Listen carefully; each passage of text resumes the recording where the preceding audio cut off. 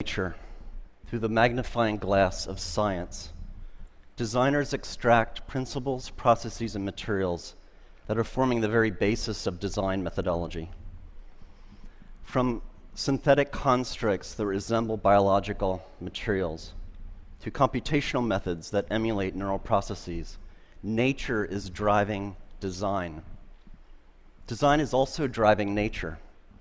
In realms of genetics, regenerative medicine, and synthetic biology, designers are growing novel technologies not foreseen or anticipated by nature. Bionics explores the interplay between biology and design. As you can see, my legs are bionic. Today, I will tell human stories of bionic integration, how electromechanics attached to the body and implanted inside the body are beginning to bridge the gap between disability and ability, between human limitation and human potential. Bionics has defined my physicality. In 1982, both of my legs were amputated due to tissue damage from frostbite incurred during a mountain climbing accident. At that time, I didn't view my body as broken. I reasoned that a human being can never be broken. Technology is broken. Technology is inadequate. This simple but powerful idea was a call to arms to advance technology for the elimination of my own disability and ultimately to the disability of others. I began by developing specialized limbs that allowed me to return to the vertical world of rock and ice climbing. I quickly realized that the artificial part of my body is malleable, able to take on any form, any function, a blank slate for which to create perhaps structures that could extend beyond biological capability. I made my height adjustable. I could be as short as 5 feet or as tall as I'd like. So when I was feeling badly about myself, insecure, I would jack my height up. But when I was feeling confident and suave, I would knock my height down a notch just to give the competition a chance. Narrow wedge feet allow me to climb steep rock fissures where the human foot cannot penetrate, and spiked feet enable me to climb vertical ice walls without ever experiencing muscle leg fatigue. Through technological innovation, I returned to my sport stronger and better. Technology had eliminated my disability and allowed me a new climbing prowess. As a young man, I imagined a future world where technology so advanced could rid the world of disability, a world in which neural implants would allow the visually impaired to see, a world in which the paralyzed could walk via body exoskeletons. Sadly, because of deficiencies in technology, disability is rampant in the world. This gentleman is missing 3 limbs. As a testimony to current technology, he is out of the wheelchair, but we need to do a better job in bionics to allow one day full rehabilitation for a person with this level of injury. At the MIT Media Lab, we've established the Center for Extreme Bionics. The mission of the center is to put forth fundamental science and technological capability that will allow the biomechatronic and regenerative repair of humans across a broad range of brain and body disabilities. Today, I'm going to tell you how my legs function, how they work, as a kind of case in point for this center. Now, I made sure to shave my legs last night because I knew I'd be showing them off. Bionics entails the engineering of extreme interfaces. There's 3 extreme interfaces in my bionic limbs. Mechanical, how my limbs are attached to my biological body.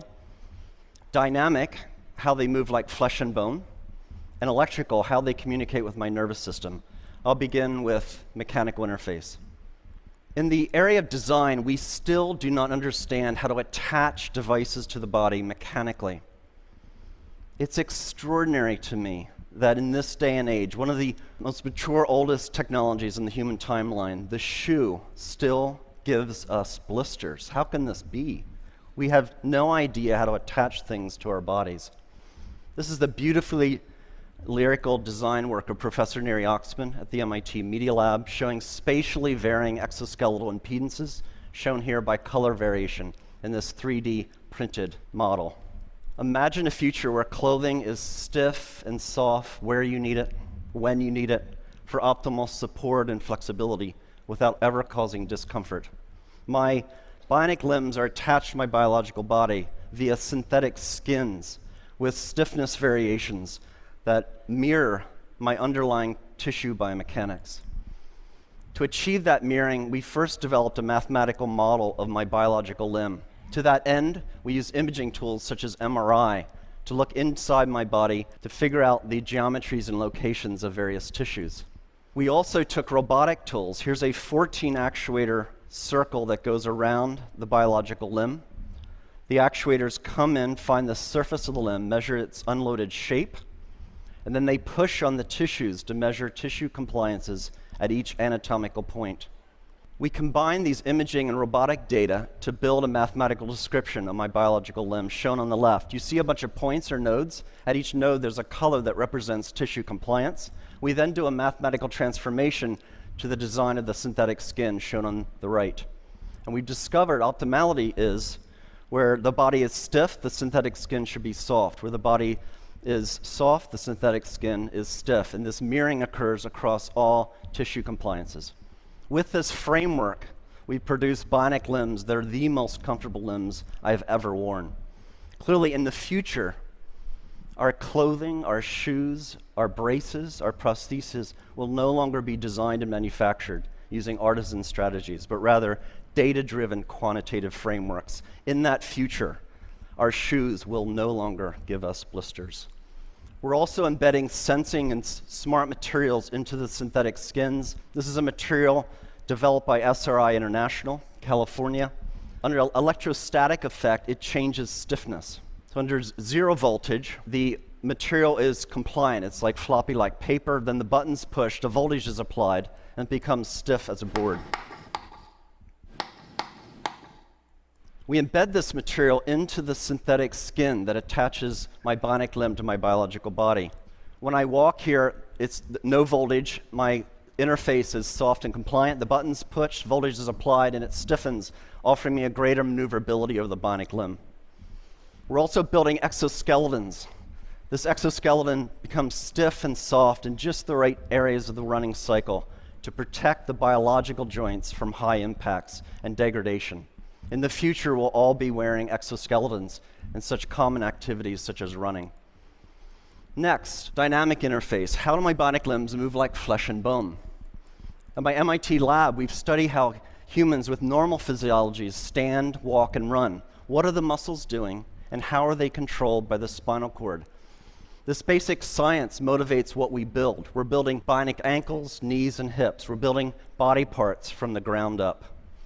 The bionic limbs that I'm wearing are called biomes.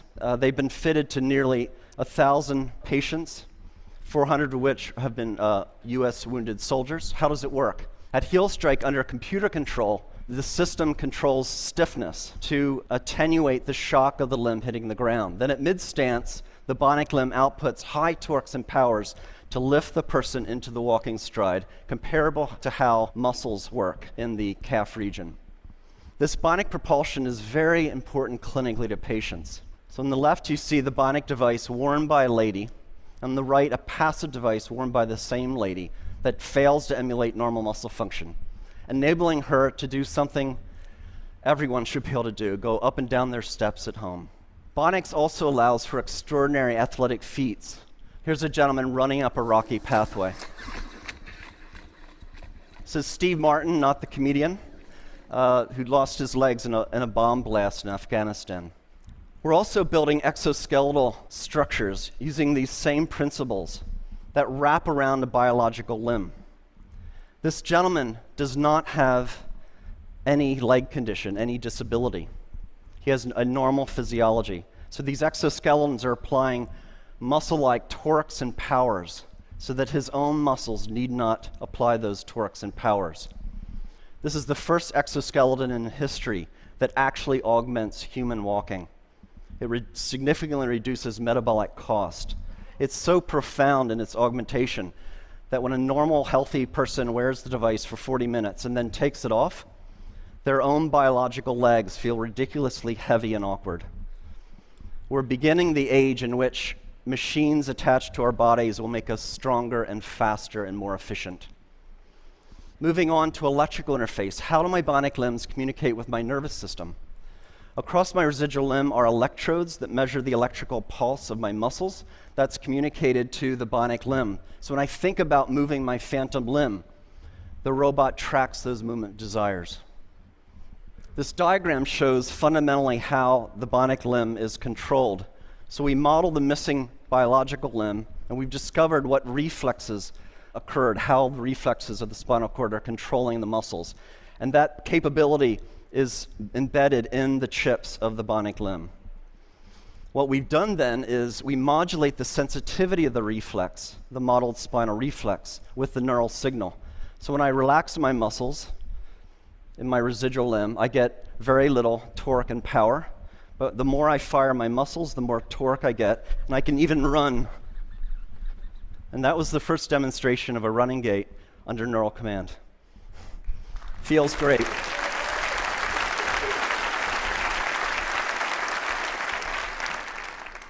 We want to go a step further. We want to actually close the loop between the human and the bionic external limb.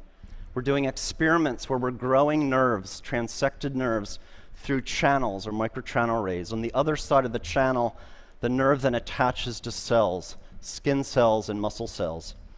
In the channels of motor channels, we can sense how the person wishes to move. That can be sent out wirelessly to the bionic limb. And then sensors on the bionic limb can be converted to stimulations in adjacent channels, sensory channels. So when this is fully developed and for human use, persons like myself will not only have synthetic limbs that move like flesh and bone, but actually feel like flesh and bone. This video shows Lisa Millette shortly after being fitted with 2 bionic limbs. Indeed, bionics is making a profound difference in people's lives. Oh my God. Oh my God, I can't believe it. It's just like I've got a real leg. Now don't start running. Now turn around and do the same thing walking up. Walk up, get on your heel to toe like you would normally just walk on level ground. Try to walk right up the hill. Oh my God. They're pushing you up? Yes, I'm not even, I can't even describe it. It's pushing you right up. Next week, I'm visiting the centers. Thank you. Thank you. Thank you. Next week, I'm visiting the Center for Medicare and Medicaid Services, and I'm going to try to convince CMS to grant appropriate code language and pricing so this technology can be made available to the patients that need it. Thank you. It's not well appreciated, but over half of the world's population suffers from some form of cognitive, emotional, sensory, or motor condition. And because of poor technology, too often conditions result in disability and a poorer quality of life. Basic levels of physiological function should be a part of our human rights. Every person should have the right to live life without disability if they so choose. The right to live life without severe depression. The right to see a loved one in the case of seeing impaired. Or the right to walk or to dance in the case of limb paralysis or limb amputation. As a society, we can achieve these human rights if we accept the proposition that humans are not disabled. A person can never be broken. Our built environment, our technologies are broken and disabled. We, the people, need not accept our limitations, but can transcend disability through technological innovation. Indeed, through fundamental advances in bionics in this century, we will set the technological foundation for an enhanced human experience, and we will end disability. I'd like to finish up with one more story, a beautiful story, the story of Adrienne Haslett Davis. Adrienne lost her left leg in the Boston terrorist attack. I met Adrian when this photo was taken at Spalding Rehabilitation Hospital. Adrian is a dancer, a ballroom dancer. Adrian breathes and lives dance. It is her expression. It is her art form. Naturally, when she lost her limb in the Boston terrorist attack, she wanted to return to the dance floor. After meeting her and driving home in my car, I thought, I'm an MIT professor. I have resources. Let's build her a bionic limb to enable her to go back to her life of dance. Brought in MIT scientists with expertise in prosthetics, robotics, machine learning, and biomechanics. And over a 200-day research period, we studied dance. We brought in dancers with biological limbs, and we studied how do they move, what forces do they apply on the dance floor. And we took those data and we put forth fundamental principles of dance, reflexive dance capability, and we embedded that intelligence into the bionic limb. Bionics is not only about making people stronger and faster. Our expression, our humanity can be embedded into electromechanics. It was 3.5 seconds between the bomb blasts and the Boston terrorist attack. In 3.5 seconds, the criminals and cowards took Adrian off the dance floor. In 200 days, we put her back. We will not be intimidated, brought down, diminished, conquered, or stopped by acts of violence.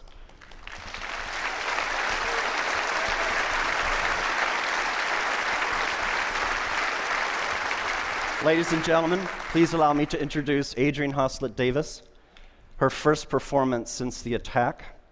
She's dancing with Christian Leitner.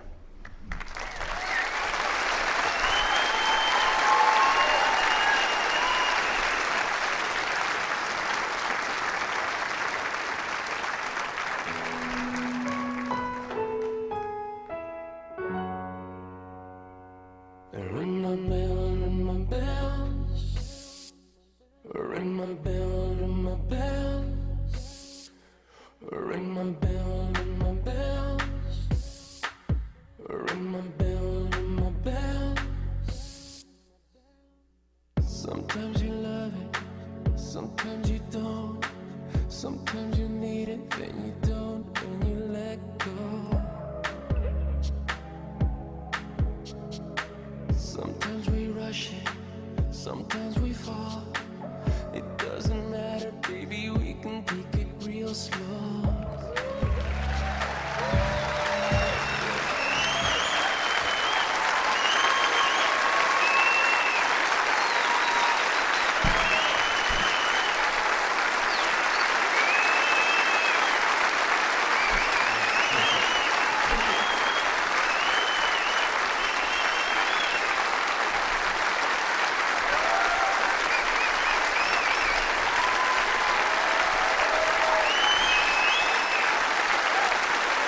Ladies and gentlemen, members of the research team, Elliot Rouse and Nathan Verkartzi. Elliot and Nathan. Woo.